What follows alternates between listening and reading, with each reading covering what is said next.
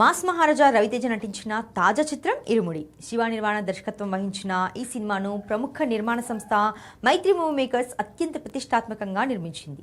ఈ చిత్రంపై ట్రేడ్ వర్గాలతో పాటు ప్రేక్షకుల్లో భారీ అంచనాలు నెలకొనగా ఆగస్టు 21న ప్రేక్షకుల ముందుకు రానుంది.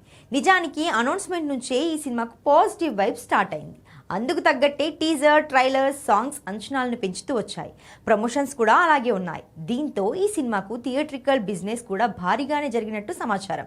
ట్రేడ్ వర్గాల సమాచారం ప్రకారం ఈ సినిమా ప్రపంచవ్యాప్తంగా 20 కోట్ల థియేట్రికల్ బిజినెస్ పూర్తి చేసుకున్నట్లు తెలుస్తోంది. దీంతో ఇరుముడి వరల్డ్ వైడ్ గా క్లీన్ హిట్ అవ్వాలి అంటే మినిమం 21 కోట్ల రేంజ్ లో షేర్, 40 కోట్ల గ్రాస్ వసూలు చేయాల్సి ఉంటుంది.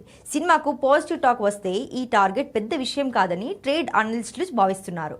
రవితేజ కెరీర్ పరంగా చూస్తే ధమాకా చిత్రం ప్రపంచవ్యాప్తంగా 100 కోట్లకు పైగా గ్రాస్ వసూలు చేసి ఘన విజయం సాధించింది. ఆ తర్వాత సరైన థియేట్రికల్ సక్సెస్ లేకపోవడంతో రేస్ లో వెనుకబడిపోయారు రవితేజ.